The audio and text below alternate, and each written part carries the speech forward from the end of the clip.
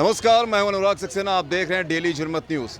एक तरफ देश में आईपीएल का खुमार लोगों के सिर पर चढ़कर बोल रहा है, दूसरी तरफ देश में सियासी पिच पर कब कौन सा मुद्दा गुगली बॉल की तरह आ जाता है, इससे सभी अनजान रहते हैं।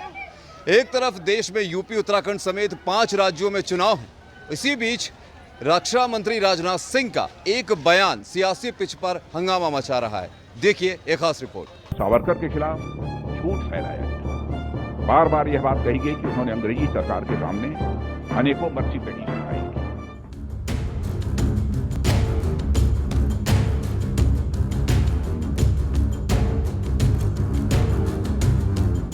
वीर सावरकर, अक्सर ये नाम आपने सुना होगा और अब फिर एक बार इस नाम को लेकर देश की राजनीति में बवाल मचा हुआ है। राजनाथ सिंह के एक बयान ने देश में एक नई बहस को जन्म दे दिया है। सावरकर ने महात्मा गांधी के कहने पर माफी मांगी है कि नहीं?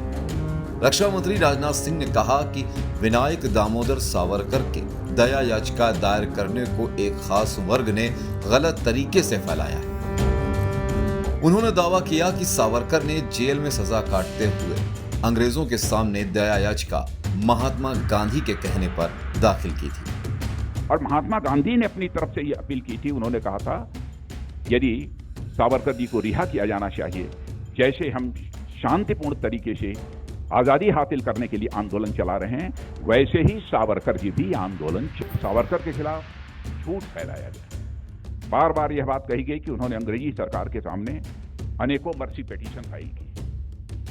लेकिन सच्चाई है कि मर्सी पिटीशन उन्होंने अपने को रिहा किए जाने के लिए नहीं फाइल की थी।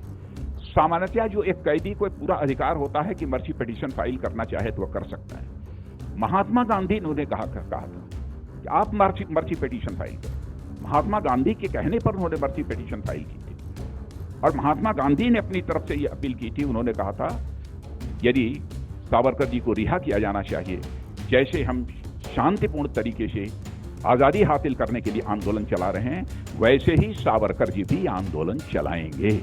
यह बात महात्मा गांधी जी ने कही थी। लेकिन उनको बदनाम करने के लिए इस प्रकार की कोशिश की जाती है कि मर्सी पिटीशन फाइल की थी, उन्होंने क्षमा याचना मांगी थी, अपनी रिहाई की बात कही थी। यह सब सारी बातें बेबुनियाद और गलत हैं। सावरकर ने भारत के लोगों को गुलामी की बेड़ियों को तोड़ने के लिए प्रेरित किया। उस समय देश में प्रचलित छुआछूत की कुप्रथा के खिलाफ उनके विचार और कार्य दोनों ने डॉक्टर अंबेडकर को भी प्रेरित किया। राजनाथ के बयान के बाद सियासी घमासान शुरू हो गया है। राजनाथ सिंह ने अपने बयान में दावा किया है कि सावरकर के खिलाफ झूठ फैलाया गया है। उन्होंने अंग्रेजों के सामने बार बार माफीनामा दिया। राजनाथ ने एक बड़ा दावा करते हुए कहा कि क्षमा याचिका उन्होंने खुद को माफ किए जाने के लिए नहीं दी थी। उनसे महात्मा गांधी ने कहा था कि दया याचिका दायर कीजिए। महात्मा गांधी के कहने पर उन्होंने याचिका दी थी।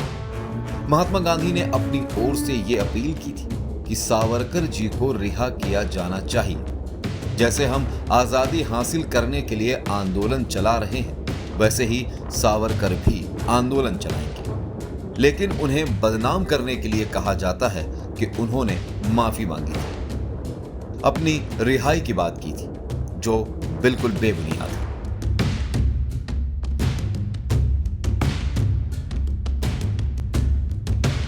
विनायक दामोदर सावरकर का नाम भारतीय स्वतंत्रता के इतिहास में महात्मा गांधी और सुभाष चंद्र बोस जैसे महानायकों के साथ लिया जाता है। वीर सावरकर महान क्रांतिकारी चिंतक, सिद्धहस्त, लेखक, कवि, दूरदर्शी राजनेता तथा प्रखर हिंदू राष्ट्रवादी थे। उनका जन्म 28 मई 1883 को नासिक के गांव भागुर में हुआ था। बचपन में ही अपने माता पिता को खोने वाले सावरकर के जीवन पर उनके बड़े भाई का खासा प्रभाव पड़ा। उन्होंने पुणे के फर्ग्यूसन कॉलेज से बीए किया। उन्होंने सन 1857 में लड़े गए पहले भारतीय स्वाधीनता संग्राम पर किताब लिखी। जल्द ही उनकी मुलाकात लाला हरदयाल से हुई। उसके बाद वो कट्टर क्रांतिकारी बन गए। वीर सावरकर कुल 15 वर्षों तक जेल में रहे, जिनमें 10 साल उन्होंने काला पानी की सजा काटी, जो सबसे भयानक जेल मानी जाती थी। इसके अलावा वो महाराष्ट्र के रत्नागिरी जिले में 13 साल तक नजरबंद भी रहे। सोचिए, जिस स्वतंत्रता सेनानी ने देश की आजादी के लिए अपने लगभग 28 साल भयानक यातनाओं में गुजारे, क्या उनकी देशभक्ति पर शक किया जा सकता है? दुर्भाग्य की बात यह है कि काला पानी की सजा काटने वाले वीर सावरकर को तो हमारे देश का एक वर्ग कायर बताता है। अब आप ही बताएं कि वीर सावरकर क्या हैं?